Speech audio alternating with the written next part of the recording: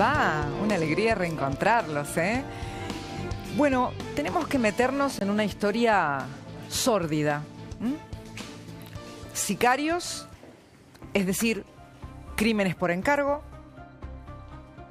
política y mafia. A ver, quiero que entendamos este contexto. Una mujer a la que atacan sicarios en lo que parece ser una emboscada urdida por quien fuera su pareja. Un argentino que supo ser asesor del actual gobierno, pero que ahora, según ella, es el verdadero poder en Bolivia. Y que la lleva a la escena donde dos hombres tiran a quemarropa. Y 4 disparos terminan en su pecho. Ella internada en terapia intensiva, sintiéndose totalmente indefensa, porque tiene miedo y está segura de que no alcanzó con salvarse de los disparos de estos sicarios que, a pesar de tirar tan cerca, no la matan, Pero ¿por qué habla Nadia? ¿Por qué está desesperada? Y aquí viene lo más terrorífico. Atención. Nadia Bellier tiene miedo de que la maten, de que aún estando internada, con apenas una custodia femenina en la habitación, vayan a terminar lo que empezaron. Por favor, escuchen este testimonio. He solicitado la presencia de ETV para hacer una declaración al vivo porque intentaron silenciarme y tengo la plena certeza de que hasta que yo no hable de cara al pueblo boliviano van a terminar lo que intentaron hacer, van a terminar a acabar con mi vida. Yo comencé una relación con Fernando Cerimedo después de que me convocaran para revisar el paquetazo de leyes que de entrada yo les dije que era inconstitucional. Estuve trabajando con ellos, les hice ver todas las arbitrariedades e ilegalidades que habían cometido en ese paquetazo de leyes en la 5503 y posteriormente comenzamos una relación. Bueno, le voy a pedir a Facundo Chávez que me acompañe ante esta historia que tiene en el centro de la investigación a este hombre, a Fernando Cerimedo. Facundo. Sí. Un nombre conocido aquí en Argentina, un experto en marketing político, un hombre que trabajó en varias campañas, que fue asesor de Milei al comienzo, pero después quedó implicado en la trama del caso Andis, pero que ahora está imputado por enviar sicarios para asesinar a su pareja. Es así. Este hombre es un hombre conocido para la política, no solamente para la política argentina, sino para la política latinoamericana. Es una persona, es una estratega digital, su fuerte son las redes digitales, y trabajó tanto en la campaña de Bolsonaro, de Jair Bolsonaro en Brasil, como también en la de Javier Milei en la de Argentina, en la de Bolivia y también en la de Honduras. En todos los casos donde él actuó, las elecciones terminaron ganándola los candidatos que él apoyaba. Es una persona de un perfil muy opaco, si se quiere, Cristina. Permitime luego de señalar en qué altas posiciones se manejó, en posiciones de mucha influencia, en lo que es incluso la construcción del poder, ¿no? Hacer presidentes, como se lo llama. Hacer presidentes. Ahora escuchen la imputación, porque esto es lo que se dijo de su estado penal ahora. Por favor. Lo primero que queremos expresar es nuestra preocupación y total solidaridad con la salud de la señora Bellier, esperando su pronta recuperación. Desde que se tomó conocimiento del hecho y la presunta participación del señor Fernando Cerimedo en el mismo, personalmente di la instrucción al comandante departamental de la policía en Santa Cruz para que actúe de manera inmediata Actualmente el señor Cerimedo está a disposición de las autoridades competentes y hoy la investigación se encuentra bajo competencia del Ministerio Público. En Bolivia nadie está por encima de la ley y pedimos una investigación seria y profunda de este tema. Miren, mi sensación es que estamos ante un hilito del que empezamos a tirar y no sabemos dónde termina. Ahora seguimos analizando con Facundo, que asiente, porque tengo que ir urgente a la Casa Rosada. Está hablando una imagen inusual, está hablando el padre García Cuerva. Adelante, es la reunión por la visita del Papa. Nosotros les insistimos que es una visita nacional y entonces así lo entendieron. Pero esta fue una primera aproximación, ¿eh? O sea, va a haber más reuniones, después se van a reunir con la gente de Córdoba, con la gente también de la provincia. Exactamente, y entendemos que esta ha sido una primera reunión porque justamente después habrá también, por ejemplo, grupos más pequeños de comisiones pensando en los eventos masivos, etcétera. Lo que sucede es que nosotros estamos esperando una segunda avanzada de la Santa Sede, es decir, gente que viene de allí para poder confirmar el itinerario, que ustedes saben que todavía no está confirmado, y para eso nosotros todos, Gobierno Nacional, gobiernos locales, Comisión Nacional de la Visita del Papa, pero también las iglesias locales, tienen que responder preguntas y entonces tenemos que contestar ese cuestionario para que se confirme el itinerario. ¿Qué puede adelantar de los detalles, o por lo menos lo que hay hasta ahora de lo que va a ser la visita del Papa acá? La visita del Papa, lo que nosotros podemos decir hasta ahora es que visita la ciudad de Buenos Aires, que visita la provincia de Córdoba, concretamente la ciudad de Córdoba, y la Basílica de Luján. Y hay otras actividades que están pensadas, que son propuestas que se hicieron, como por ejemplo el Cotolengo de Claypole, como hablaba con alguno de ustedes recién. ¿El encuentro masivo, arzobispo, puede ser en Avenida del Libertador, Monumento a los Españoles? Sí, es una Adelantamos de las estos lugares, Por eso adelantamos estos lugares, se lo preguntaba recién Carla Ricciotti al Monseñor García Cuerva.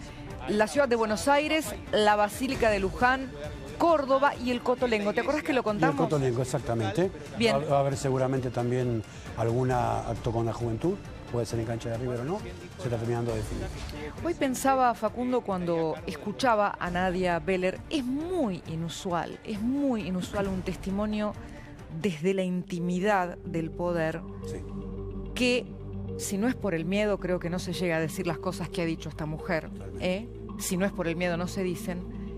Pero como a veces en el poder, y mirá, hay varias causas, Chicone, por ejemplo, empezó con el testimonio de una mujer también, en ese caso, ¿no? Claro, exactamente. Capaz de salir a contar lo que estaba silenciado, pero en este caso es miedo, es terror.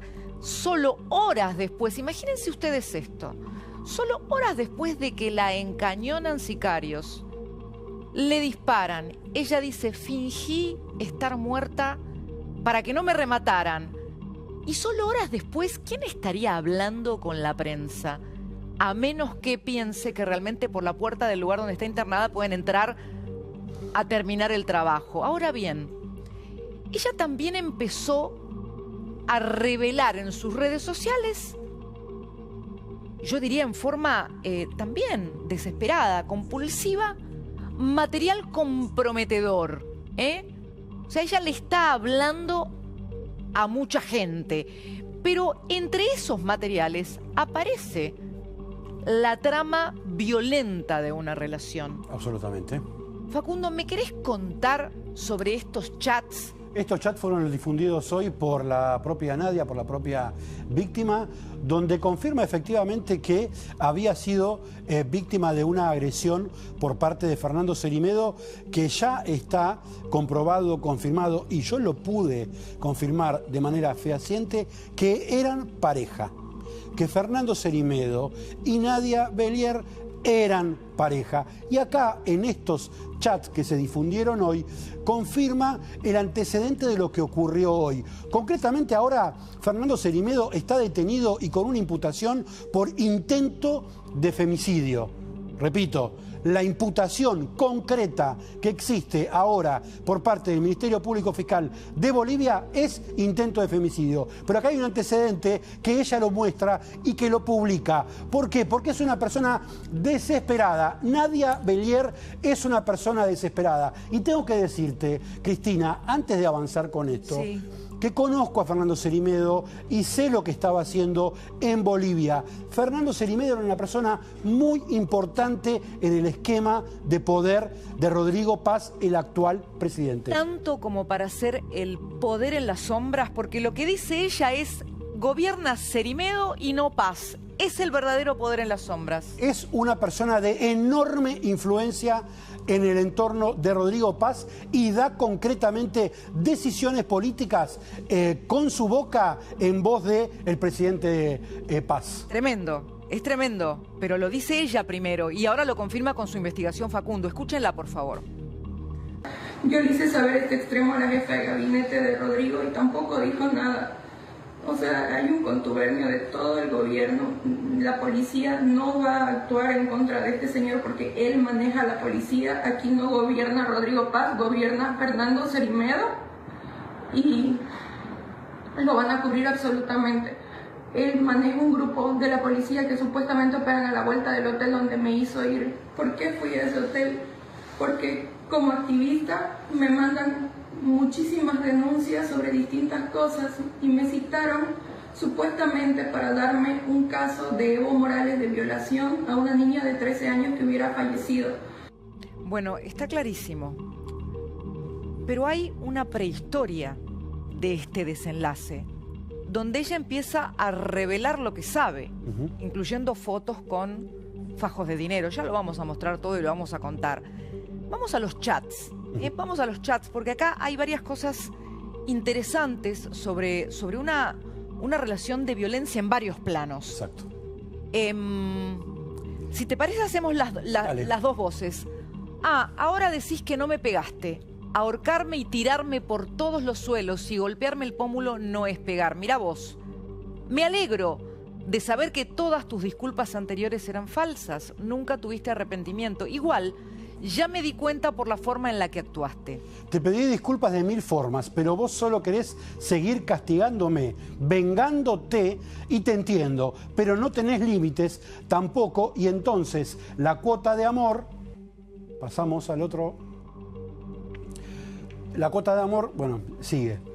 Y ahí en el chat, la propia Nadia, que es con quien está teniendo la comunicación, le publica las fotos de cómo estaba su cuerpo. Ahora, acá viene algo que es muy indignante, porque ella empieza a mostrarle las fotos de cómo la golpeó él, y lo que sigue es una especie de admisión por parte de él de que la golpeó, pero también de cómo psicopáticamente empieza a darle consejos para que esos golpes le duelan menos.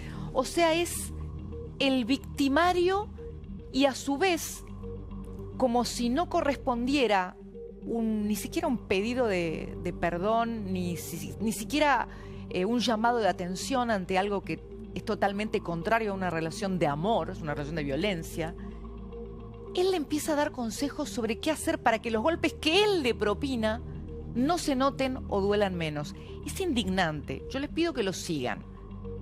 Se me está haciendo morete en el cuello y el del pómulo se me está irradiando hacia abajo del ojo. Tenés que ponerte frío, amor. Amor. No. Tengo que alejarme de vos, le dice ella. ¿Qué más frío? Ayer casi me quemé la piel con esa carne congelada y sigue la hinchazón y el morete. Deduzco que sacó algo del freezer para ponérselo para... O sea, carne del freezer para ponérsela para bajarse algún golpe en el momento agudo. Voy a meterme a la ducha una media hora como dijo tu médico. Y sigue. Amor, pero ojo que el agua no aguanta. A ver, acá él lo que le está diciendo es cuida el agua. O sea, ella está diciendo que necesita el agua para aliviarse. Le dice, cuida el agua no aguanta. Hasta que se acabe, le dice ella. No la pongas a full. Sigue cuidando el agua. ¿Se entiende lo que estamos diciendo? Es como que cada línea parece otro golpe. Carlos Fianza. Necesito que pase el dolor de mi cuello. ¿Pudiste conseguir el inmovilizador del cuello? Esta mujer está hablando con quien le produjo esa agresión. Y dice él: me están buscando, pero no te va a servir, me dijeron. Igual me están buscando uno. ¿Por qué no? Porque inmovilizarse podría inflamarte más porque no es muscular. Entonces no te va a ayudar nada, al contrario. Pero igual lo están buscando. Entonces no te preocupes, le dice ella. Y sigue. A ver, creo que está la última parte. La última parte. Mirá mi rodilla, mirá mi codo. Esto, bueno, es parte de una serie de fotos donde ella va mostrando las lesiones. A ver cómo sigue, por favor. Y sigue, ¿no? Hay, a ver, como intercambio, es un intercambio clásico de la relación psicopática, donde la persona violenta no solo no muestra arrepentimiento, sino que casi que busca la aprobación de la víctima, que le pide ayuda para mitigar los golpes que le produjo él mismo. Esto es parte de lo que ella presenta. Ahora, esto no es lo que hace que esté preso en este momento con preventiva Fernando Cerimedo, y realmente es impactante decirlo. Es impactante decirlo. Está en preventiva porque consideran que fue el que envió a los sicarios a intentar matarla. El ataque ocurrió en la puerta de un hotel en Santa Cruz de la Sierra, a donde había ido Nadia por propia propuesta de Fernando Cerimedo. Ella estaba ahí porque Fernando Cerimedo le había dicho que fuera a entrevistarse con una supuesta víctima de ataque sexual de Evo Morales. Nadia era una activista, había sido candidata del MAS, del partido de Evo Morales, y después se había convertido en una de sus más acérrimas críticas y había estado detrás de las denuncias sobre pedofilia que pesan sobre Evo Morales, que tiene pedido de captura, tiene que estar preso hoy Evo Morales. Ahí es donde ella dice que se estaba haciendo la muerta. La muerta, exactamente. Para que no la remataran. Para que no la remataran. Ahora, antes de mostrar el cajón con dinero, ustedes saben que el sicariato en Bolivia, en estos momentos, no es una situación fuera de lo habitual. Es tremendo decirlo. Le quiero pedir a Agustín Antonetti que nos dé el contexto de una práctica criminal que está habitualmente en las noticias en Bolivia y qué guerra entre mafias se esconde detrás en la mayoría de los casos. Sí, a ver, es cierto. En los últimos meses fue creciendo muy fuerte el tema de los sicariatos en Bolivia. A ver, algunos datos. Entre abril y mayo había 6 asesinatos semanales solamente de sicarios. De hecho, la última semana, bueno, ahí lo vemos en pantalla, por ejemplo, entre julio y agosto, Santa Cruz tuvo entre 9 y 10 muertes en una semana, que fue la anterior. La anterior semana, bueno, hoy lo comentábamos, más de 10, 15 asesinatos solamente de sicarios. A ver, ¿de dónde viene esto? Viene generalmente de los cárteles brasileños, o sea, las organizaciones criminales de Brasil. El Comando Vermelho y el PCC, que es el primer comando capital, son los que actúan generalmente en territorio boliviano.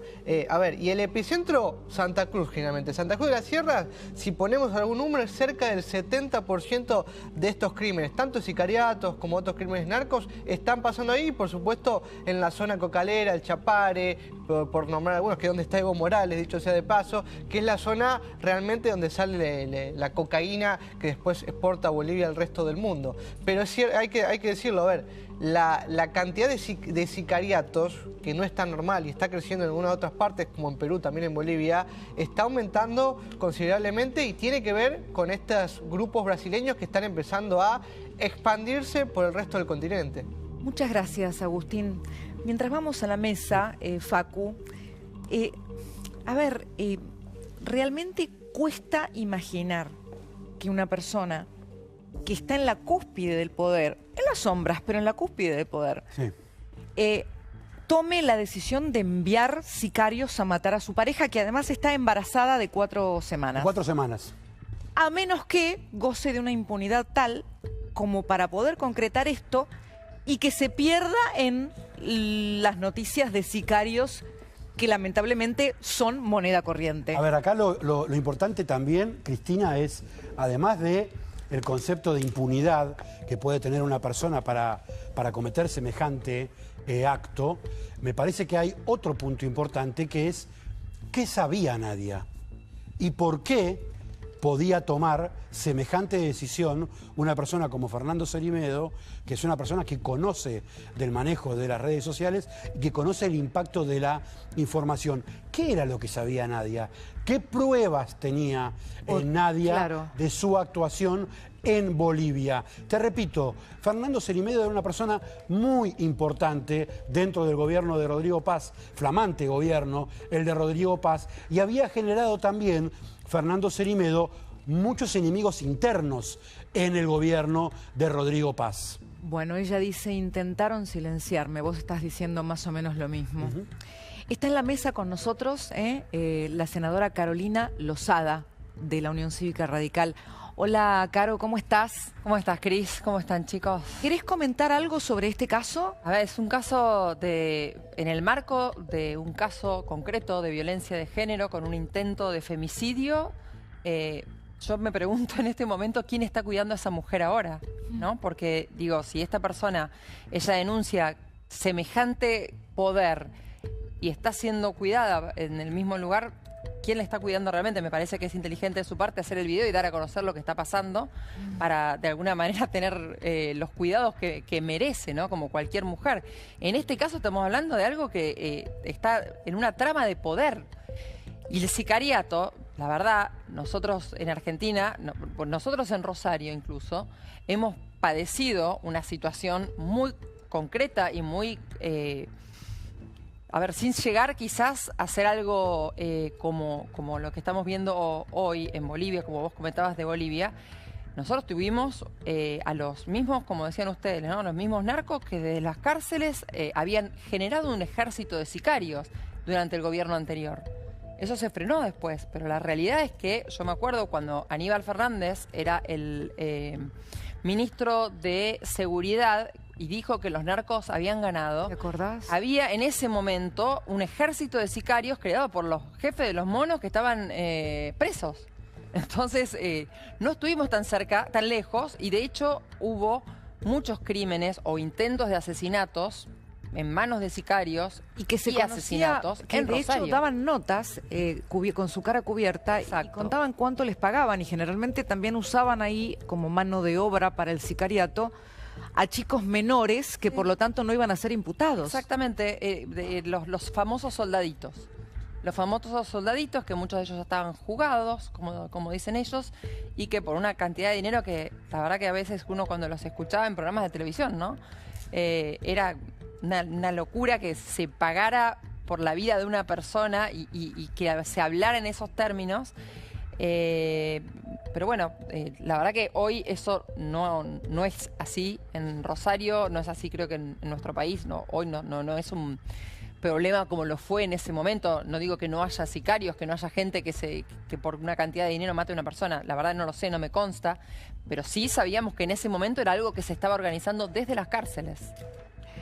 Pensaba, mientras te escuchaba, Carolina, que habían llegado a cambiar, y esto era francamente aterrador, ¿no? Porque obviamente son dos contextos distintos, pero habían llegado a cambiar el mundo aspiracional de los jóvenes. Y vos escuchabas que era algo que generaba más orgullo o cierto prestigio marginal el ser un soldadito capaz de matar a otro. Sí. ¿Se acuerdan? Claro que sí. Sí, y además nosotros yo me acuerdo muy bien haber hablado con los que quizás conocemos más como curas villeros, pero sí curas que trabajan en esos marcos y te decían que el aspiracional muchas veces tenían que ver con eso, porque ellos veían que al que le iba bien era el que quizás se estaba dedicando al tema de narco, ¿no? Carolina, afortunadamente eso cambió y sustancialmente en Rosario. Te saco de este tema y qué bueno que lo ligaste con el contexto de la tragedia que vivía Rosario en la lucha contra el narco la lucha que según Aníbal Fernández estaba ya ganada por los narcos. Creo que ninguna democracia es una lucha que termina, la lucha contra el narcoterrorismo y el narcotráfico concretamente, sobre todo por los altos niveles de consumo, lo vemos en las estadísticas sobre nuestra propia sociedad. Te saco al plano político, Carolina. ¿Crees que tienen que continuar las PASO o que se tienen que suspender las PASO? ¿Qué vas a hacer? La verdad que hoy lo que se tiene que dar es la discusión, ¿no? Es un proyecto que todavía no se empezó a discutir en profundidad como tiene que discutirse y tenemos que escuchar. O sea, sacar las PASO definitivamente no me parece que sea bueno hoy. Se puede estudiar la suspensión, se puede estudiar, pero me parece que si sacás las PASO tendría que verse cuál es una herramienta que las reemplace y que sea mejor. O sea, para vos, que las PASO. Para vos la paz, es decir, la PASO sin la O, no obligatoria, no es algo que te cierre. A mí no me cierra porque termina siendo lo mismo. Lo mismo que sacarlas.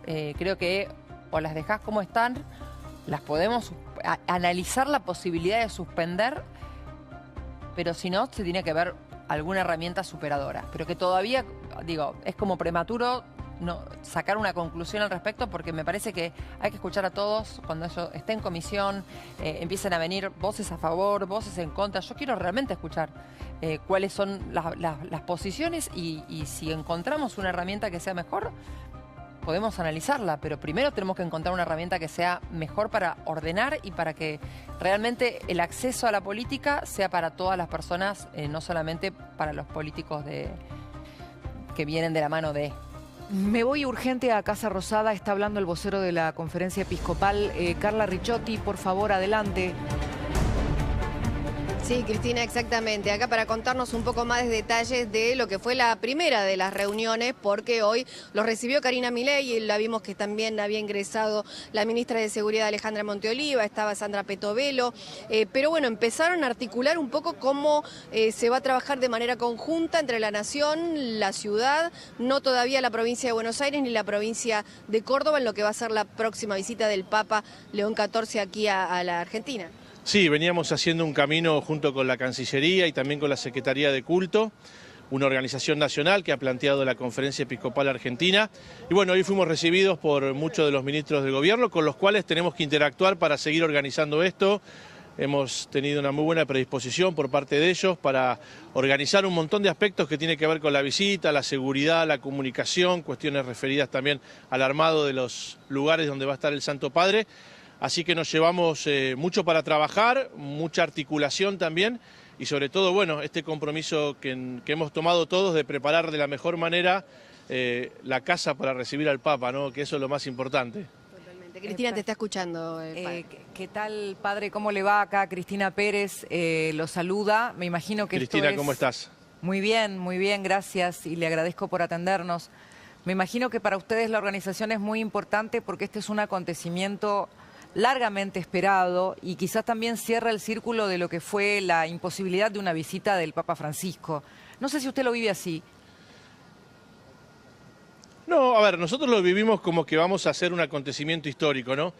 Me impresiona, Cristina, la cantidad de veces que en estas últimas semanas alguien me dice: yo me acuerdo en qué esquina o en qué árbol estaba cuando vino Juan Pablo hace 39 años, ¿no? Total. Y te dicen: yo lo vi pasar por aquí en el papamóvil chiquito. Bueno, queremos que sea un acontecimiento histórico. Sabemos, por supuesto, que León nos va a traer seguramente la memoria agradecida de su antecesor, de Francisco, pero estamos muy compenetrados en recibirlo a él como pastor de la Iglesia, como un hombre que conoce profundamente América Latina, así lo es el Papa León. Y por eso, bueno, junto con el gobierno y también las autoridades de cada uno de los lugares en donde va a estar el Papa, nos estamos tomando esto con muchísima responsabilidad porque, como decimos, queremos preparar la casa. Somos hospitalarios los argentinos, sabemos recibir y así queremos que se sienta el Papa, ¿no? Muchas gracias, padre. Gracias por estar con nosotros. Gracias, Carlita. Gracias. Padre, muy amable. Hasta luego, Cristina. Amigos, quiero pedirle a nuestro compañero a Gustavo Bazán. Hola, Gus, ¿cómo estás? ¿Qué tal? Buenas tardes.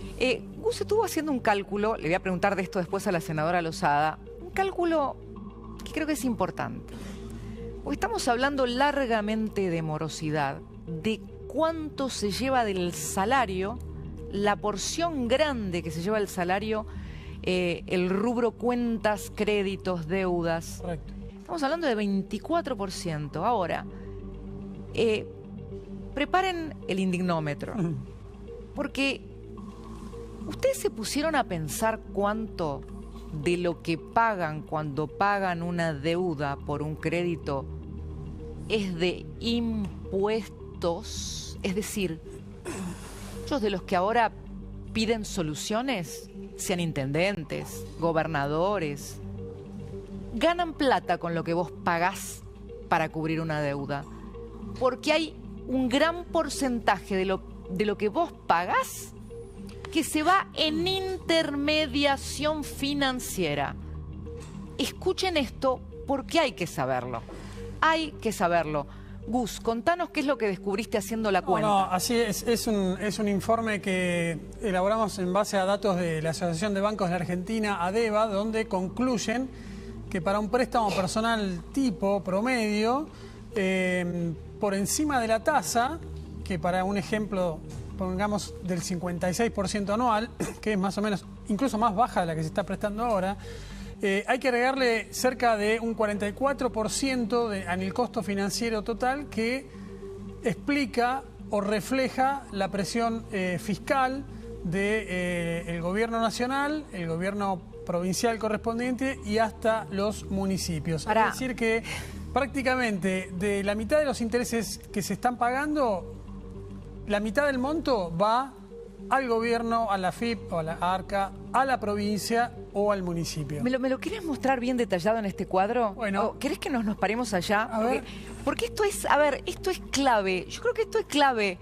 Es clave. ¿Vos me entendés que casi se duplica lo que vos pagás en tu crédito por los impuestos? Es decir, la política se lleva una tajada de tu deuda. Sí.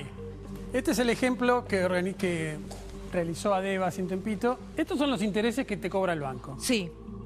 Después está los impuestos que afectan indirectamente, que son estos, y después la tasa de interés sin impuestos. Es decir, acá está el banco, los impuestos nacionales y provinciales y municipales. Fíjate, en este caso, 18 más 32 es... 50. 50%. Mitad y mitad. Acá está, en este caso máximo, estás pagando, correcto, la mitad es del crédito y la mitad de lo que pagás se va a la provincia, a la municipalidad, a la nación. ¿Vos me entendés que cuando algunos salen a decir hagan algo con los morosos, ellos están ganando con los morosos y con los endeudados? ¿Por qué no bajan los intendentes los ingresos brutos o el gobierno el impuesto al cheque o el gobierno provincial? No sé qué otro impuesto, Gustavo. No, tenés IVA, ingresos brutos. Ingresos brutos. Tasas municipales. Hay tasas municipales hasta por los cajeros automáticos que tienen las sucursales. A ver, ¿qué tal si tanto los intendentes, los gobernadores, la nación, en estos créditos deciden entregar parte de lo que se llevan de recaudación? Mirá, ¿O no? Tengo una lista larguísima. Entre los impuestos que afectan a los usuarios financieros se destacan impuestos sobre créditos y débitos, el impuesto al cheque, que ese es nacional. Nació en 2001, y se quedó provisorio, iba a ser por 6-8 meses y ahí quedó.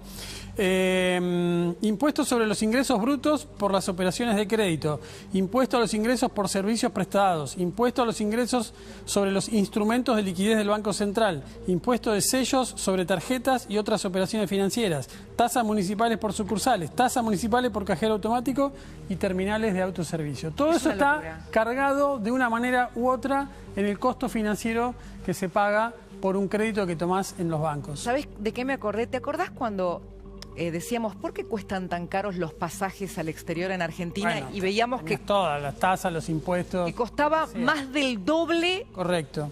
Más del doble de lo que costaba realmente el pasaje con la aerolínea por todos los impuestos, ¿no? Que terminaban como un cocodrilo metiéndole la mano y los colmillos a tu bolsillo. Acá, en el tema de la morosidad, la mitad en algunos casos se la está llevando algún organismo oficial. No, y aparte, esto suponete que es un crédito normal, que está al día. Cuando se empieza a trazar, que se empieza a cargar la cuenta de intereses, todo aquello empieza a multiplicarse más rápido, porque hay cada vez más cargas y punitorios e intereses, y todo eso está alcanzado por algún tipo de impuesto nacional, provincial o alguna tasa municipal. Este es un gran tema que también termina complicando la regularización de los créditos morosos, que es de lo que hoy se está hablando prácticamente todo el tiempo. Hay una gran hipocresía, porque mientras algunos dicen el Estado tiene que rescatar, con que cada uno baje un poquitito los impuestos rescata. Por lo menos porque acá alivia la claro, presión, no se trata de que salga a rescatar, que le deje de meter la mano en el bolsillo al que debe o al que paga un crédito. Es que ahí hay también un tema. Todos los presupuestos están armados con justamente proyectando los ingresos que van a tener por estos ítems. Entonces, claro, pero el presupuesto que lo paga, ¿cuál es? El de la gente. Ah, no, por supuesto. El de la gente. Entonces, este tema tiene muchas caras, pero también tiene mucha hipocresía en el contexto. Y esto es importante saberlo. Me vuelvo a la mesa. Carolina, no sé si habías tenido en cuenta este ángulo. El ángulo de los impuestos. De los impuestos no. Y bueno, viste que la ciudad de Buenos Aires justamente apuntó a eso para sumar a los bancos a dar una solución para este problema que creo que es uno de los problemas que más nos tiene que ocupar a todos. Pero también creo, Cristina, que hay algo que... o sea, hoy los bancos y las fintechs se tienen que sentar con el gobierno, se tienen que sentar a ver cómo le dan solución a todo este problema. No solamente por la carga impositiva, sino si el mismo Caputo les dijo a los bancos, yo no puedo estar con podemos tener una paritaria con 2%, y cuál les cobres un 10%. Entonces los bancos y las fintechs en el momento de prestar ya sabían que estaban cobrando algo que la gente no iba a poder pagar de ninguna manera. Si vos si la gente tiene una paritaria del 2% y le estás dando o le estás sacando un 10%, obviamente, y que es tan diferente además lo que pagan, la tasa pasiva con la tasa activa, ¿no? O sea, cuando ellos toman a tu plata en un plazo fijo, te pagan un 22%. Sí. Y después cuando te tienen que prestar, están ganando un montón, ya terminan siendo casi usureros. Lo que pasa es que a la tasa pasiva le agregás la utilidad del banco, los costos, más todos esos impuestos, y ya tiene un piso muy alto, digamos. No es solamente que hay una ganancia extraordinaria de los bancos, sino que tienen que arrancar de una tasa altísima para terminar en break-even. ¿Los impuestos son progresivos en función a la tasa? Sí, claro, por supuesto. Bueno, por eso entonces de los dos lados hay que hacer esfuerzo. No, por supuesto. Ahora yo estoy de acuerdo, por mí saquémosle todos los impuestos. Yo creo que la reforma impositiva tiene que venir urgente. Es algo que el presidente lo prometió a principio de año, todavía no llegó la reforma impositiva, no es porque no la quieran mandar, seguramente están viendo cómo lo hacen para mantener el equilibrio fiscal, pero la reforma impositiva que vos decías, Cristina, recién, respecto de esto, también va a beneficiar a las pymes para que la gente tenga trabajo. O sea, me parece que es importante para que sostengamos el trabajo en blanco en Argentina también. Hoy hay una gran discusión, Carolina, porque obviamente todos estamos hablando de cuándo va a llegar el bienestar o el orden macroeconómico a la economía de la gente. Y creo que tiene que... O sea, no es una pregunta que pueda responderte yo. En realidad es una pregunta que tiene que responder el gobierno. Tu mirada en cuanto a este tema, que me parece que políticamente también es una cuestión... Supongo que hay que hablar con la sociedad, porque hay un consenso sobre un rumbo, pero también un esfuerzo enorme. ¿Sentís que el gobierno está encarando bien el desafío de acercarse a la gente? No sé si desde la empatía, desde el discurso, desde la búsqueda de soluciones para que la economía reaccione antes, si debería el gobierno hacer algo o no, o simplemente comunicar para mostrar con persuasión que este es el camino para que la Argentina crezca genuinamente. Yo creo que mostrar con persuasión y explicando. A ver, así como el presidente en un principio logró que todos los argentinos comprendamos que el déficit fiscal no nos llevaba a ningún lado y que te regalen las cosas era peor siempre para todos, hoy lo que está faltando es esa comunicación. Y lo que está sobrando a veces son algún tipo de comunicaciones que no están buenas para darle a la gente. Vos no podés decir que esto no importa o que es algo entre privados, porque no es solamente algo entre privados. Porque si la gente se está endeudando es porque probablemente tenga problemas económicos. Nadie se endeuda porque tiene ganas. No se sabe en qué, porque no hay datos específicos respecto de en qué se endeudó. No, también es falso cuando hablan de que la gente se endeuda para comprar fideos. También eso es falso porque por lo menos no está el dato. O no sé si vos lo tenés, Facu, o alguien yo no tengo el dato ese, pero bueno, habría que saber en qué se endeuda la gente, con quién se endeuda. Lo que sí hay, hoy es que tenés de los 6.400.000 argentinos que están con mora, la mitad, o sea, más de la mitad la tienen las fintech. Y, o sea, 3.400.000 lo tienen la fintech y 3 millones lo tienen los bancos tradicionales. O sea que las cosas están parejas. Querías agregar algo, Facu. Facu tiene acá, estos son los jeroglíficos, la roseta de Facu tiene. Parece lo de Milei. Los jeroglíficos, porque había estado trabajando sobre el tema de los morosos. Y hay datos importantísimos que uno de los que me adelantaba era esto que estaba contando Gustavo. Yo no sabía que iba a tratar el tema pero había estado trabajando bastante. Nos adelantamos a Chávez. Lo importante es lo que bien decís vos, Cristina, sobre el tema de la hipocresía.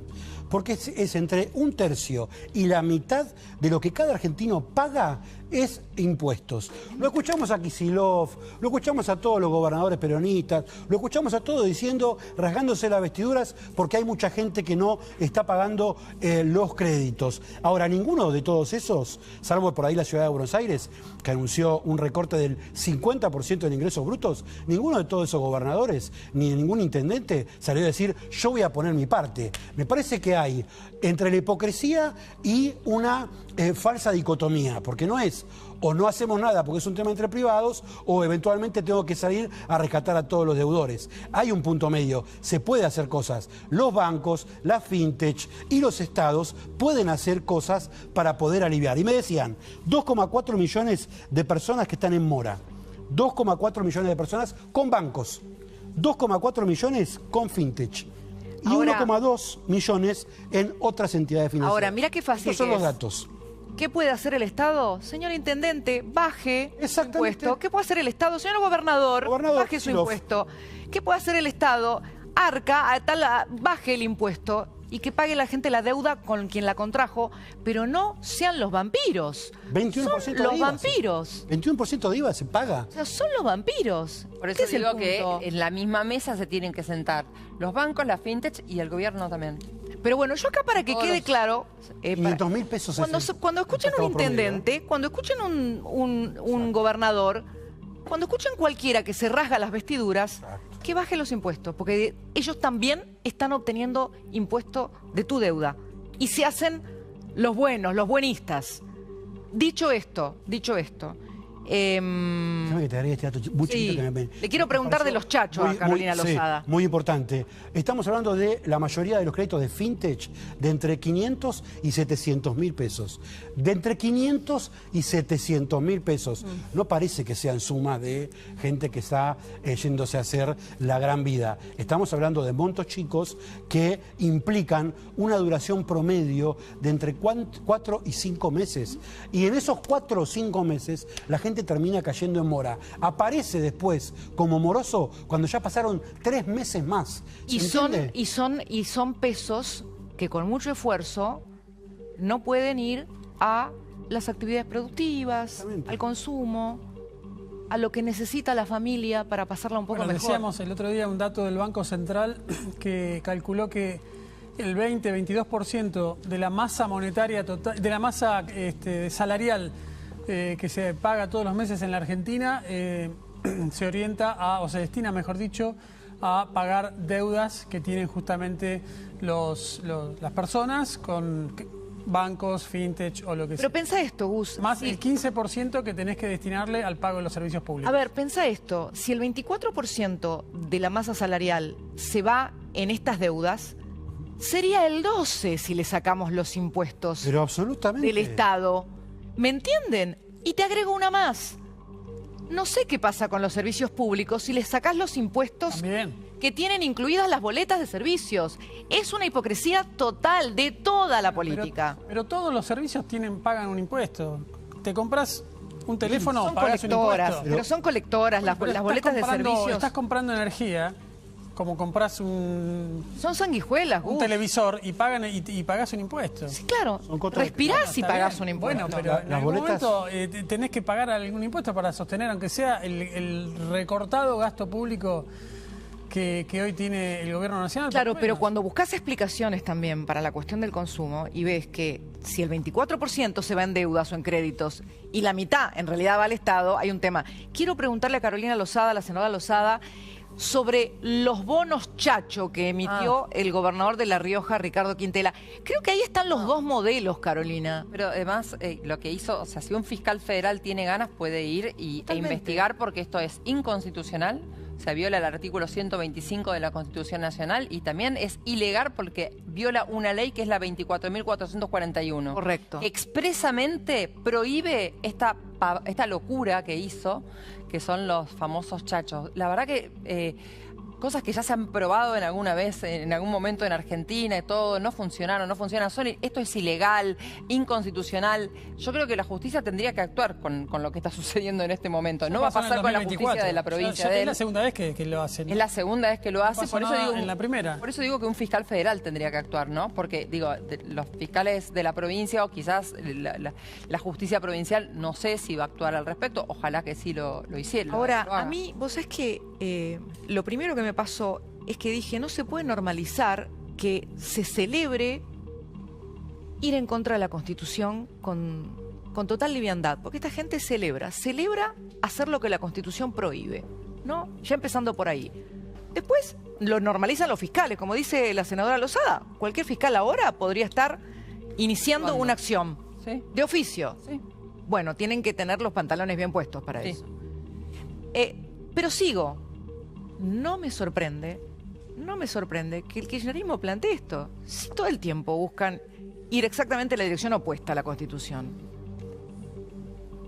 La verdad, siento que en el modelo Quintela está el modelo que se opone al de una Argentina que deje atrás el populismo eterno. Tenemos una Argentina que ya sabe y que toda la gente ya entendió perfectamente, que es lo que decía al principio, que no podemos gastar más de lo que tenemos. Y Quintela se la pasa emitiendo esta cuasimoneda, no sé cómo se llamaría. El equivalente a 50.000 pesos por empleado público es un suplemento adicional al salario mensual. Pero además obliga a que te la acepten. Sí, pero eso más que nada ocurre en comercios chicos. Yo estuve averiguando, una cadena nacional de supermercados no los acepta. Los supermercados mayoristas no los aceptan. Así que es una operatoria más restringida a pequeños comercios de la provincia de La Rioja. Estaba viendo en la página de la gobernación, hay cerca de 800 pequeños comercios que los reciben, sirven para pagar impuestos también, así que esa es la circulación restringida que tienen los chachos. Atención, está con nosotros conectado, por favor recuérdenme el nombre, el doctor Ernesto Giralde, que es el abogado de Fernando Cerimedo. Doctor Giralde, muy buenas tardes, Cristina lo saluda desde Buenos Aires.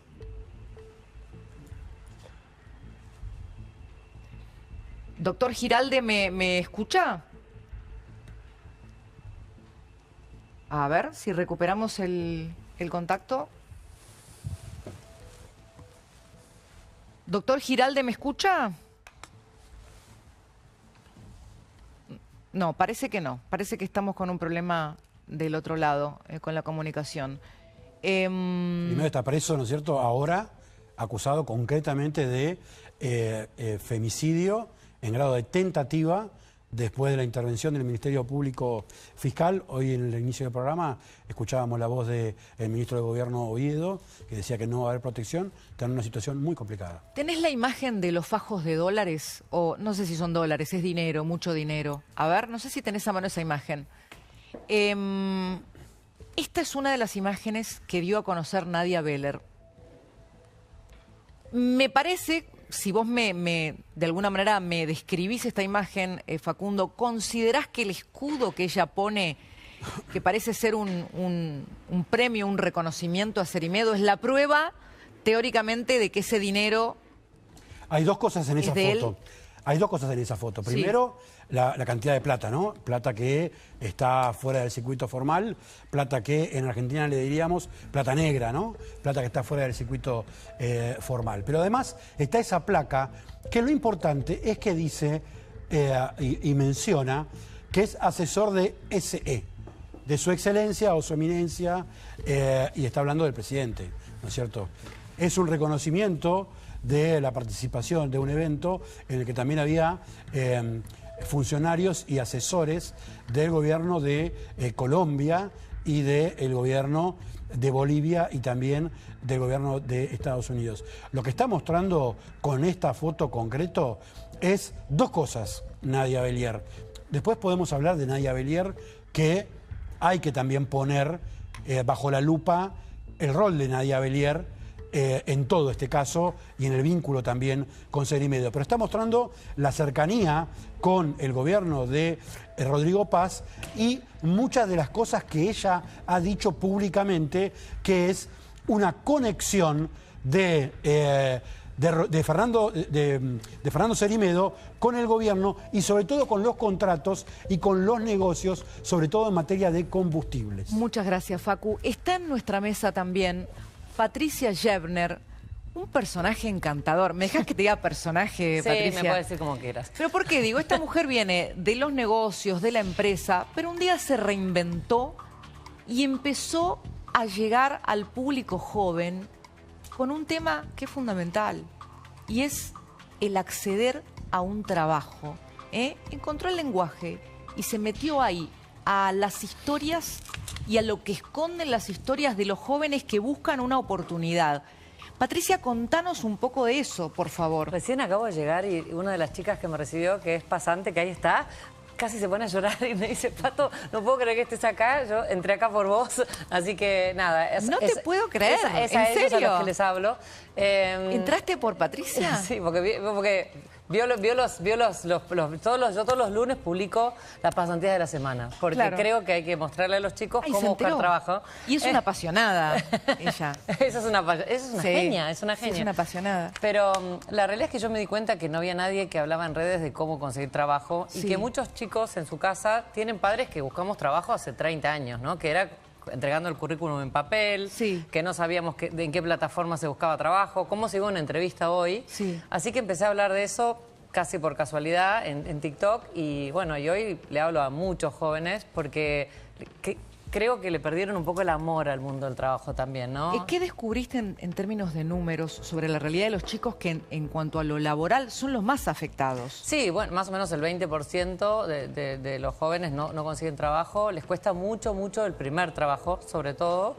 Hay muchos que no quieren trabajar en relación de dependencia como si era para nosotros esta aspiración de trabajar toda la vida en una empresa. Hay muchos que quieren emprender, así que eso también es un gran desafío, ¿no? Porque no todos pueden emprender, no todos tenemos el alma de emprendedor, o se nos ocurre una buena idea, o sabemos cómo hacerlo. Y también creo que tienen una relación con el trabajo muy diferente a la que teníamos nosotros, ¿no? O sea, duran en promedio un año.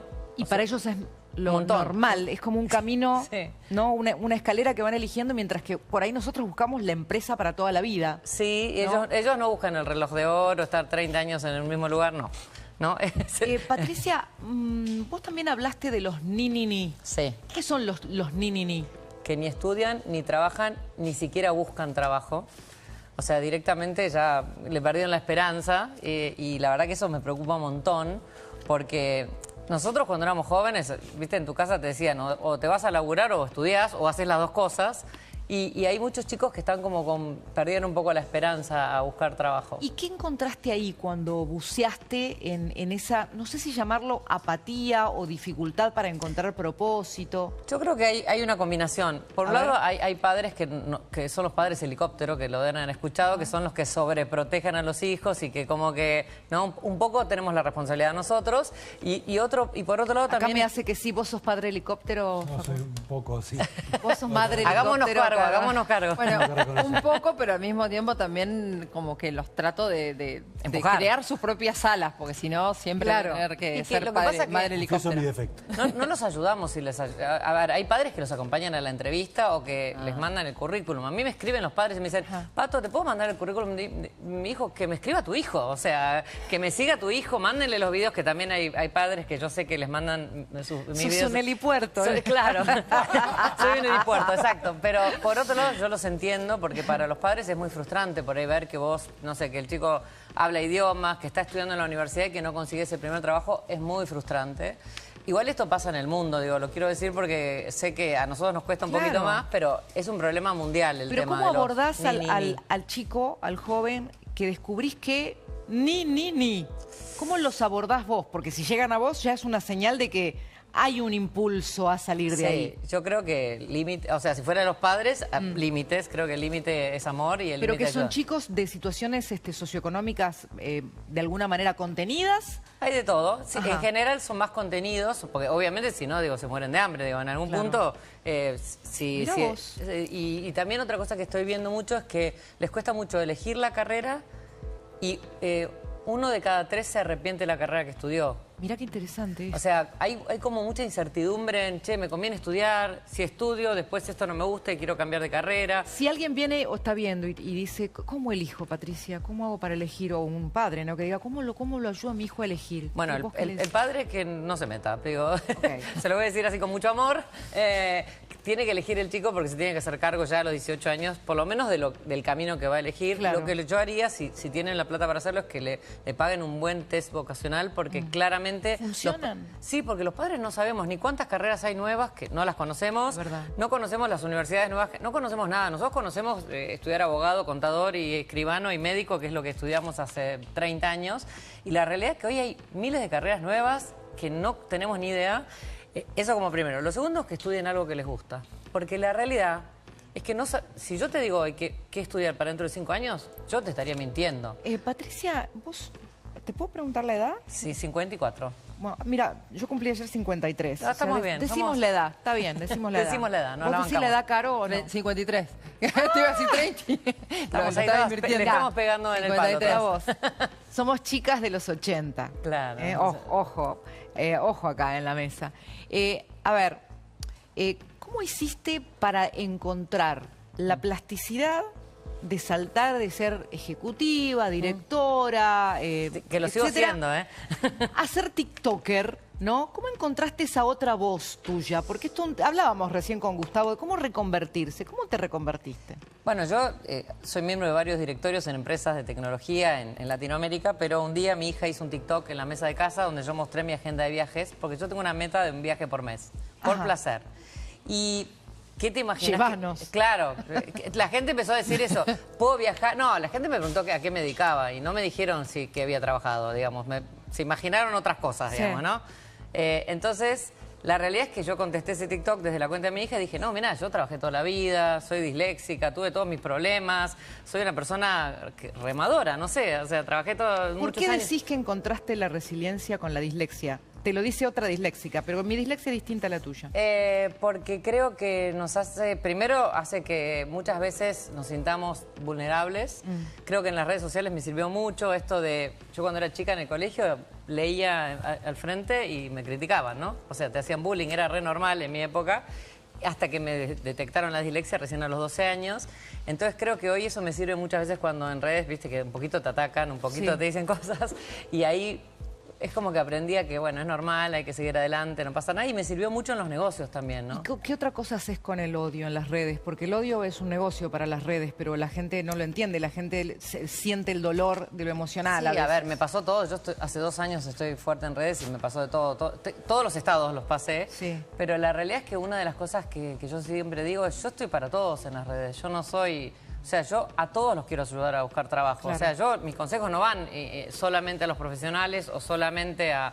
No sé, el otro día, por ejemplo, publiqué me gusta mucho ir a las empresas que están buscando trabajo y mostrarlo, ¿no? Ajá. O sea, dar oportunidades concretas. Ajá. Y entonces fui a una empresa muy grande, que todos conocen, muy, muy grande, la más grande de Argentina, diría, y conté que estaban buscando gente para el centro de distribución y aplicaron 20.000 personas. Chicos. Gracias a tu posteo. A mi posteo. Qué impresionante. 20.000 pesos. Claro, que después van a decir que no consiguen, y no van a entregar los 20.000, chicos. Lamento decirles, pero la realidad es que creo que hay que visibilizar mucho más las empresas que están buscando trabajo. Claro. Y te hago una pregunta. ¿Qué hay que saber? Porque, a ver, vos contabas en uno de tus posteos que si sos médico, no necesariamente tenés que quedarte con que solo vas a trabajar de médico. No. Y acá hay una discusión sobre lo que hay que saber y cómo desencasillarse, cómo desaprender, ¿no? Sí. Perdónenme los neologismos. ¿Qué puedes decirme de esto? Sí, nosotros... Primero, vos podés emprender al mismo tiempo que estás trabajando en relación de dependencia para prepararte para el día de mañana, porque nosotros tenemos tres maneras de salir del mundo del trabajo. Sí. Nos despiden, ¿puede pasar? Sí. Decidimos irnos nosotros para emprender o hacer algo, o nos jubilamos. En los 3 escenarios vamos a necesitar hacer algo después, porque sabemos que no vamos a vivir de la jubilación, ¿no?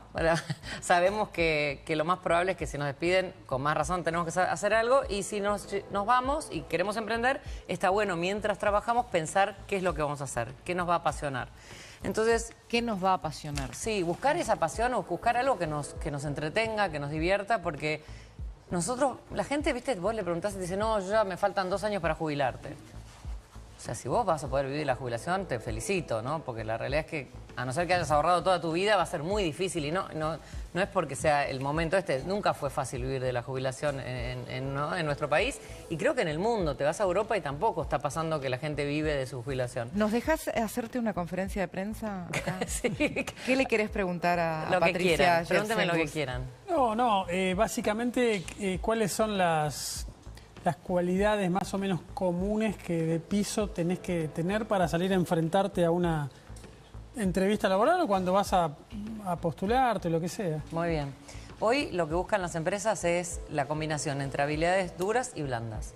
Las habilidades duras son técnicas. Soy periodista, soy ingeniero, estudié abogacía. Las habilidades blandas son empatía, escucha activa, liderazgo, todas muchas las traemos en nuestro ADN, muchas las aprendemos trabajando, ¿sí? ¿Por qué? Porque lo que se viene del mundo del trabajo, mucho lo resolvemos con el celular, ¿no? O sea, muchas cosas técnicas, yo te la busco ahora en ChatGPT o en Gemini o en la que quieras y lo vas a encontrar. En cambio, el resolver un conflicto, yo siempre digo, el día que vos trabajás en una empresa, ¿no? Y sos el gerente de la empresa y tenés el sindicato en la puerta, ¿no? O el día que tenés que despedir gente o tomar gente, tus habilidades son las blandas en ese momento. Claro. La resolución de un problema, de un conflicto, la escucha activa, el liderazgo, ¿no? Entonces, lo que hoy están buscando las empresas cada vez más son esas habilidades blandas, porque son muy importantes para encarar el mundo del trabajo que se viene. Bueno, alguien que se convirtió acá dio un paso diferente, que es Carolina, Sí, porque Carolina era claro. periodista, es periodista, pero bueno, ejercía como periodista y ahora está en otro lugar. No sé si te gustaría preguntarle algo a Patricia. Te iba a pedir. Volvé a la profesión, Caro. No, a ver, los chicos saben cómo generar esas habilidades duras, ¿no? Saben que tienen que estudiar, tienen que elegir una carrera. ¿Cómo generan las habilidades blandas? ¿O es parte de lo que uno fue creciendo y educándolos para eso? Yo creo que hay una parte y una parte. Por ejemplo, vamos a dar un ejemplo. Por ejemplo, liderazgo. Hay chicos que ya desde jóvenes, no sé, son coordinadores del equipo de fútbol o coordinadores de confirmación o dan clases o ayudan en alguna parroquia, no tengo ni idea. Esos son momentos donde vos empezás a liderar desde un lugar que no es un lugar formal, no es el lugar del líder de una organización, pero empezás a ejercitar ¿no? Hay chicos que lo hacen en la política, hay chicos que... Y hay un montón de instancias que se pueden hacer. O, no sé, yo siempre les digo, den clases, ayuden de alguna forma para la comunicación. Hoy, bueno, ustedes son todos comunicadores, es muy relevante. Poder convencer a otro de lo que de lo que pensás, creo que es importantísimo. Entonces hay muchas cosas que se aprenden trabajando, por eso yo insisto tanto en las pasantías y les taladro la cabeza todas las semanas que tienen que trabajar y estudiar, pero también creo que es importante que busquemos esos ejemplos, porque en la entrevista, cuando nos entrevisten, van a buscar esas cosas, ¿no? Está perfecto saber esto. No, por ejemplo, te van a preguntar, ¿cómo resolviste el último conflicto? Y vos tenés que contar todos tenemos conflictos. Algo personal. Algo claro. personal que te pasó y cómo lo resolviste. ¿Te preguntan eso? Sí, sí. En general las entrevistas lo que buscan es que vos a través de tus ejemplos concretos cuentes para que se puedan imaginar cómo sos vos trabajando después en la empresa. Facu, ¿tenés alguna pregunta? Yo soy padre... ¿cómo Padre se llama? helicóptero. Padre helicóptero. Facu es el que reenvía mis videos. Muy bien, Facu, lo necesito eso también. Que todavía no estoy sufriendo las consecuencias porque todavía son chicos. La pregunta es, por ahí un chico de 10, 12, 13, 14 años, cuando todavía no tiene la perspectiva de empezar en la universidad y empezar a trabajar, ¿qué tipo de habilidades crees que son buenos inculcarles, sobre todo cuando todavía les falta un recorrido de estudio y por ahí, y esto digamos, me describe, cuáles son los mayores defectos que cometemos los padres con respecto a los chicos? Yo no voy a tirar la primera piedra porque soy madre, o sea que digo... Eso. no, pero la realidad es que creo que los chicos pueden desarrollar muchas habilidades. A ver, liderazgo, escucha activa, resolución de conflictos, adaptabilidad, Sí. ¿no? O sea, Nosotros, y eso hay un montón de cosas, ¿no? Cuando te preguntan, che, ¿lo mando de intercambio a mi hijo? Claro, mandalo de intercambio para que aprenda solito a, no sé, a resolver sus problemas en otro país. O lo mando de campamento con los Boy Scouts, mandalo, ¿no? O sea, muchas veces... ¿Intercambio? Intercambios. Pará, porque voy anotando, ¿eh? Intercambio voy anotando. sí o sí. Receta para... ¿Ya los mandaste a algún campamento? ¿Ya lo mandaste de intercambio? Sí. Muy bien. Obviamente cualquier cosa donde salga del seno familiar y que aprenda a sobrevivir de alguna manera. Vos sos el que llora cuando se va 3 días de camping. Olvidate. No, ahora por ahí está un poquito más grande, pero antes... No, y después cualquier actividad extracurricular que lo haga conocer gente distinta y diferente, porque yo creo mucho en los equipos mixtos y sobre todo en los equipos de trabajo diferentes a nosotros. Bien. O sea, nosotros tenemos que aprender a trabajar con gente que es distinta a nosotros, ¿no? Los chicos por ahí viven en el mismo barrio, después van al mismo colegio. ¿Cuánta gente te sigue en Instagram? Uy, como 700.000. ¿En TikTok? Y más de 500.000. Ahí está. Y en LinkedIn 300.000. Bueno, acá hay otro nativo. Él es un nativo de redes, Agustín, es muy exitoso, sobre todo en X. No sé qué te va a preguntar. No me hago cargo. No, a ver... No pasa nada, preguntame lo que vos quieras. Lo que pasa con muchos de los chicos que yo veo en mi generación, no sé si se están preparando, a ver, ya lo estás contando vos, hay grandes problemas para conseguir trabajo. Ahora, imagínate esos chicos que van a hacer dentro de 10, 15 años con el tema de algunos avances de la tecnología e inteligencia artificial, si no pueden desarrollar ningún tipo de habilidad para conseguir trabajo. ¿Hay algún tipo de interés? ¿Se está hablando de eso o no? Sí, se está hablando de eso, se está hablando y de nuevo, yo estuve hace poquito en Estados Unidos y volví bastante preocupada para salirnos un poco de la Argentina, porque muchos de los niveles iniciales están desapareciendo, ¿no? O sea, los que trabajan en tecnología, hace 10 años vos entrabas de una, ¿no? Hacías, no sé, testeos, programabas cosas muy básicas. Hoy esos niveles ya no existen porque los reemplazó la IA. Entonces, creo que la discusión que tenemos que tener también en Argentina es cómo vamos a iniciar a estos jóvenes en las empresas, ¿no? O sea, cómo vamos a hacer los programas de pasantías y jóvenes profesionales que históricamente existían, donde muchos de nosotros empezamos a trabajar. ¿Cómo van a hacer las empresas y el Estado para promoverlos, ¿no?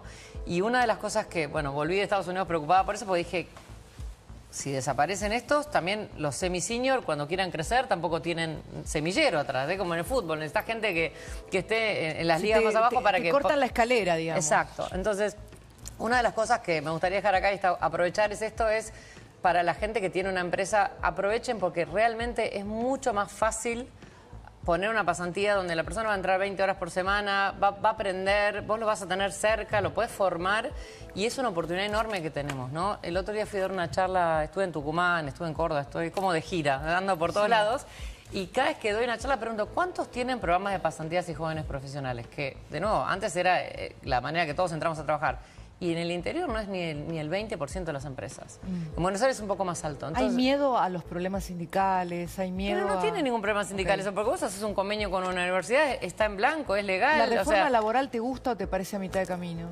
Y nos quedamos un poquito a mitad del camino, creo, pero creo que tiene algunas partes muy buenas. Por ejemplo, el primer empleo, creo que esa es una parte que me gustó mucho de la reforma, que tiene que ver con que vos cuando tomás a alguien que nunca aportó o fue monotributista, eso tiene un beneficio para las empresas y eso tiene un beneficio muy grande para los jóvenes, ¿no? ¿Usás mucha IA o...? Sí, uso bastante. Sobre todo para analizar data, información. ¿Sentiste algún efecto nocivo? ¿Te hizo dejar de pensar?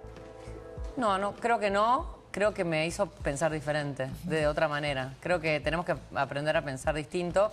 Sí me preocupa un poco lo que dice él, que van a ser los jóvenes que por ahí dejan de pensar. Porque a mí hay gente que sí veo que está un poco dejando de pensar y usar tenemos que usar nuestra imaginación, nuestra creatividad. ¿A alguno le pasa eso de que con la IA dejó de...? No, o sea, todos usamos la IA, pero yo creo que es como dice ella, vos tenés que pensar distinto, tenés que, por ejemplo, no es lo mismo que vos preguntes de una manera que preguntes de otra. No, hay que aprender a promptearse. Claro.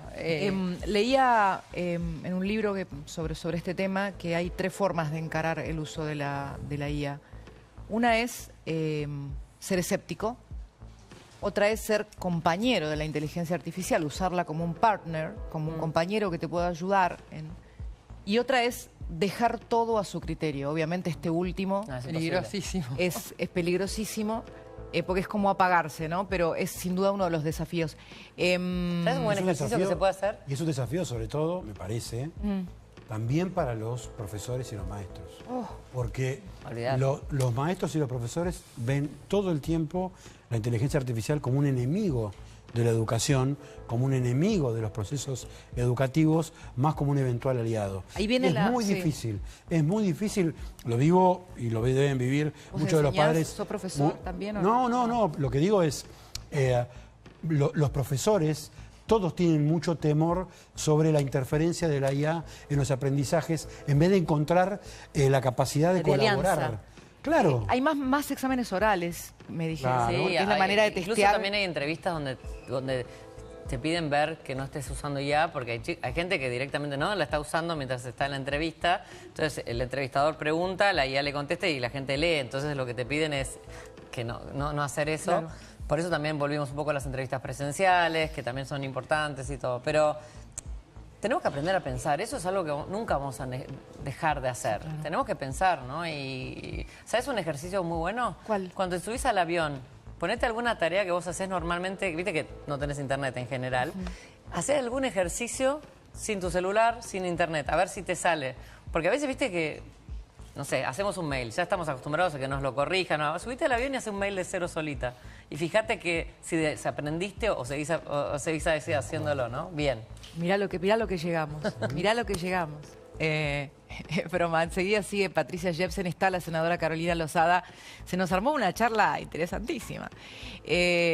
Acércate un poquito porque ahí está, si no voy a decir cualquier cosa. ¿Sabés quién es el ídolo de tu hijo? Encontralo en Generación y cumplile el sueño de conocerlo en vivo. Ingresá a entradas.baferial.com. Con Santander Visa tenés 6 cuotas sin interés.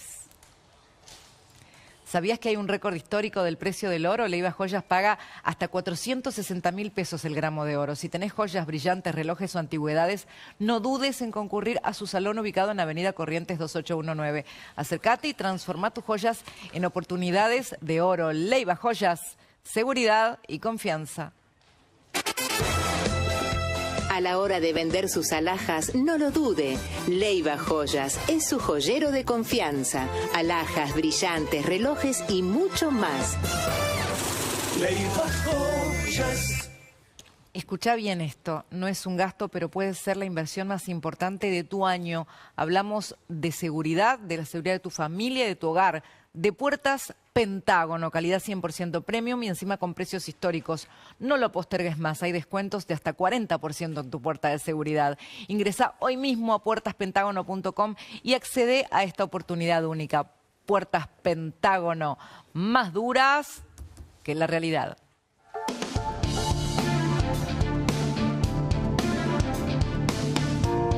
La Nación 104.9. Más música.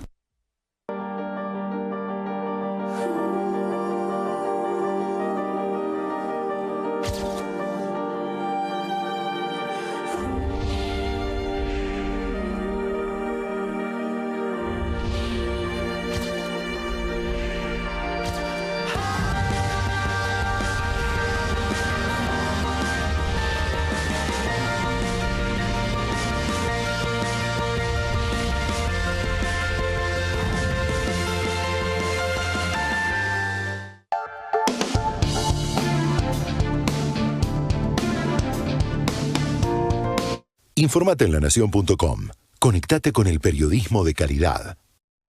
¿Viste que robaron en el tercero A? Sí, pero ¿por dónde entraron? Por el balcón. Nosotros por suerte tenemos Verisur. Tengo sensores en puertas y en ventanas, así que cualquier movimiento se comunican enseguida. Muy buen dato, voy a llamar. Llama porque vienen en el día. ¿Hoy? Sí. Solo por esta semana, 50% off y 12 cuotas sin interés. Es tremenda, pero No, viejo, no, pago yo. ¿no? Si creías que para tener tu primera cuenta necesitabas cobrar un sueldo... Viejo, transferime. No hace falta. Empezá a manejar tu plata con la app Santander. Empezar es más fácil si tenés Santander. En YPF desarrollamos más de 500 lubricantes. Respaldados por las normas más exigentes del mundo. Y por vos.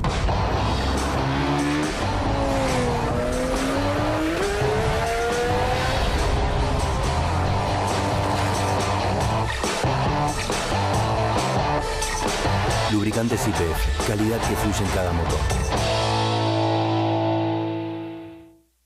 Dicen que la madera tiene memoria y en 25 años pasan muchas cosas. Un comienzo sin huella ni pisadas, donde la vida va encontrando su lugar. Vivir es dejar huella, es celebrar, aprender y entender que el tiempo no se detiene. Se vive y se imprime en cada paso. Patagonia Florín, 25 años acompañándote en el escenario de tu vida.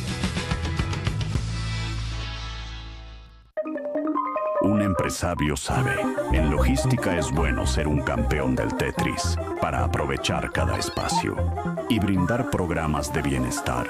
Omint a sus empleados. Si sos empresario, conoce nuestros planes competitivos. Omint, expertos en salud para empresas. La mañana comienza, y aunque a veces cuesta empezar, con una taza de Nescafé encontramos la fuerza para volver a la vida. Y... estamos listos. El día es tuyo. Créalo a tu manera con Nescafé. ¿Viste que robaron en el tercero A? Sí, pero ¿por dónde entraron? Por el balcón.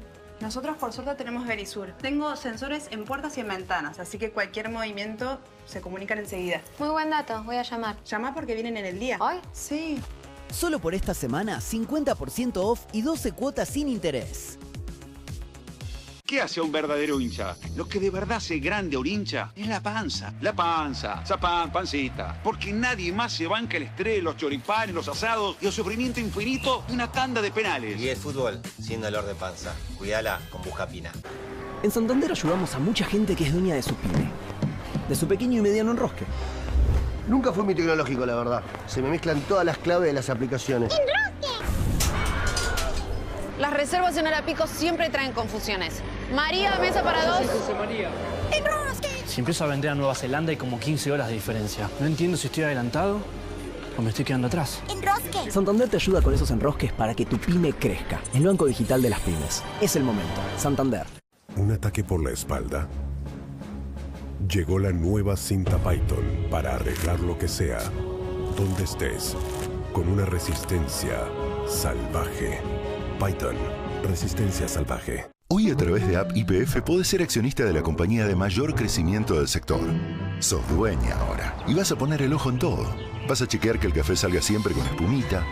Vas a recomendar Infinia como si lo hubieras desarrollado vos. Ya que esto es lo mejor, ¿eh? Vas a contar que tu compañía lidera el desarrollo de vaca muerta. Vas a chequear que los packs de Lion miren al frente. Es simple y seguro. Descárgate la app y compra acciones de YPF.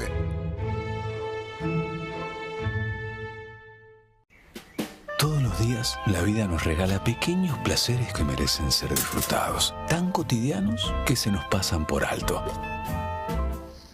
Hasta que les prestamos un poquito más de atención y un momento ordinario se vuelve extraordinario. El placer se vive en los pequeños detalles. Finlandia, más placer para tu día. ¿Vuelven al cole? Vuelve la pelea entre tu lanchera versus el kiosco del recreo. ¿Vuelven al cole? Volvemos con vos. Supradin Kids también los acompaña en su sano crecimiento y desarrollo. Tiene una reunión en 3 minutos. No me da tiempo ni de comer. ¿Tenés hambre y poco tiempo? En 3 minutos puedes tener el nuevo ramen Arcor.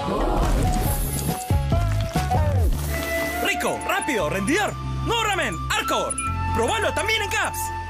Instantes. El análisis más picante de la política, sin relato ni medias tintas. Bajula a las 20, por La Nación Más. Si creías que para tener promos tenías que volver a hablar con tu ex. Perdida, ¿qué haces? Me preguntaba, ¿seguís teniendo sorpresa? Nada que ver, no hagas papelones por una promo. Activa sorpresa desde la app, la suscripción a más beneficios de Santander. Es el momento. Santander.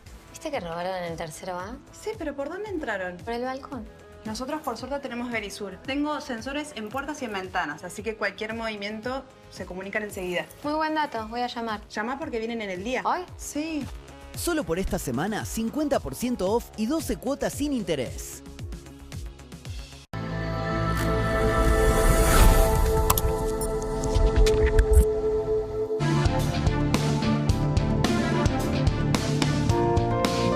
Hicimos un lío bárbaro, mirá. La trajimos a Caro Lozada de nuevo al periodismo por un ratito. Encantada. Nos quedamos las 3 chicas acá. Listo, charla de mujeres ahora. Charla de mujeres. Última para Patricia Jepsen. Tiene casi una primicia de una firma muy popular de redes que llega a la Argentina. Yo no sabía esto. ¿Viste? No, me junté con el gerente general hace unos días. Pinterest, que es una red social que todos usamos para mirar seguramente fotos, imágenes, inspirarnos. Va a abrir su equipo comercial acá, así que hoy lo subí en un contenido. Imagínate, la gente, todo el mundo me está pidiendo el link porque...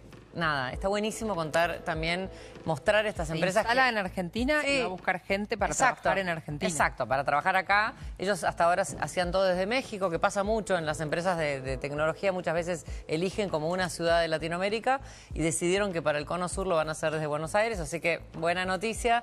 Y creo que tenemos que mostrar un poco también estas noticias porque hay un montón de empresas que por ahí no tienen miles de empleos, pero sí son empleos de calidad y son interesantes. Ya que, bueno, se nos fue el programa por otro lado, pero está generando obviamente interés. Son 2 mujeres fuertes, Caro Lozada, senadora, periodista, Patricia Jepsen, una mujer de la empresa, pero que se tiró al TikTok de cabeza y le fue bárbaro. Cristina Pérez. No, pero yo estoy acá haciendo de bastonera. ¿Qué es lo más difícil que te tocó, Caro, y cómo lo superaste encontrando en eso una gran lección?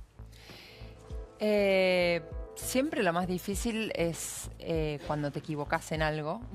Yo trato de cuando el desafío es muy, muy grande y cuando algo cuesta comprenderlo y todo, trato de ir bajarlo a lo más básico de todo, a lo que entendería tu hijo. Yo niña. Claro. ¿Entendés? Y desde ahí analizarlo. De esa manera resuelvo muchas veces cosas que son muy, muy complejas y las resuelvo de una forma más bien básica en ese sentido, ¿no? Yo pensaba en lo de las habilidades blandas que contaba ella y me parece súper interesante. Y después hay un montón, pero cuando uno se equivoca es muy difícil a veces de... Hacerse amigo de los errores, ¿no? Sí. ¿Qué tema? Porque a veces o la vanidad, muy ¿viste? exigente, no sé si las mujeres o en general. Y a Patricia le traslado esta pregunta, pero sé que vos viviste un momento de dificultad. Yo varios, pero te voy a decir uno que creo que mucha gente lo va a entender. Yo tenía un puesto regional muy importante, viajaba mucho y mi marido le agarró meningitis tuberculosa, que es una combinación para los que son médicos bastante extraña. No sabíamos bien qué era, porque generalmente o tenés tuberculosis o tenés meningitis. Y la realidad es que yo volví de un viaje y terminé cambiando de empresa y renunciando, porque obviamente prioricé quedarme... Qué duro. Sí, y ese momento siempre lo recuerdo porque terminé trabajando en Mercado Libre en el año 2004, cuando era un startup, cuando empezaba el comercio electrónico, y fue una de las mejores decisiones de mi carrera. Más allá que fue forzada por algo que era no puedo estar todo el día arriba de un avión viajando, ¿no? O sea que lo que vino como algo... Sí, algo externo. De crisis, de tener que hacer un cambio por una enfermedad, un momento de crisis de la vida... se convirtió en una gran decisión. Por eso lo cuento, porque seguro que hay mucha gente que nos está mirando que por ahí acaba de perder el laburo o no está encontrando el camino. Se puede y seguramente que hay alguna opción o algo que no están viendo y que ojalá que este mensaje les llegue para que les dé un poquito de esperanza de que, bueno, reinventarse también es posible. Sí, claro. Cambiar a veces también es una oportunidad para empezar algún camino nuevo. Y me gustaría dejarles una frase, una pregunta que me gustaría que todos los que están trabajando se hagan, es si me volverían a contratar a mí. Esta es una pregunta que muchas veces no nos hacemos y nos quedamos en total, estoy hace 10 años acá, no me va a pasar nada, y todo el tiempo tenemos que aprender cosas nuevas. El mundo del trabajo cambió y todos tenemos que autoevaluarnos cada 6 meses. Nada está garantizado. Nada, entonces cada 6 meses nos preguntamos, ¿me volverían a contratar a mí hoy? ¿Qué me falta? No sé, saber de IA. Claro. Me falta hablar inglés, porque ahora tomarían a alguien 20 años más joven que yo que habla inglés. Entonces, creo que es muy importante que nos hagamos responsables de nuestra carrera y que sepamos que está muy competitivo afuera, que realmente salir a buscar trabajo es muy difícil, pero sobre todo que también los que tenemos trabajo tenemos que hacernos cargo de cuidar ese trabajo. Patricia Jepsen, muchas gracias por estar con nosotros. Un placer. Caro, te dejo una muy cortita en lo político para el final. Siento que hay como un síndrome de ansiedad electoral y falta una eternidad para la elección presidencial. ¿Qué análisis haces desde tu lugar como senadora? Coincido con vos en que falta una eternidad y creo que en esta eternidad pueden pasar tantas cosas en Argentina que cualquiera que te diga qué va a pasar de acá a un año te está mintiendo o te está, no sé. Puede pasar que el gobierno vuelva tome sus propios errores como fortalezas y y mejore en eso que hablábamos recién también de los errores, lo difícil. ¿Le estás haciendo coaching a...? Es que yo creo que está a tiempo, yo creo que está a tiempo de hacer que la gente sienta eso que vos me preguntabas en un momento de la entrevista, de cómo hace la gente para sentir que le va mejor realmente, cuando hoy todavía no lo percibe, no lo siente y no lo vive. Hoy no es una realidad para la gente, o para la mayoría de la gente. Creo que si el gobierno se pone las pilas, agarra y vuelve a comunicar como comunicaba antes, incluso puede volver a irle mejor y puede incluso ganar las elecciones el año que viene, pero también puede parecer una tercera opción en donde a la que le vaya bien. Yo no creo que la gente tenga ganas, pero en absoluto, de volver atrás, porque me lo dice la gente en la calle. Por ahí viene alguien, se queja de algo y te dice, ojo, yo atrás no quiero volver, o sea, el kirchnerismo no lo quiero. Entonces me parece que eso es algo que ya los argentinos entendimos, la mayoría. La senadora Carolina Lozada, Patricia Jepsen hablándonos de trabajo y ya viene Majul a las 20.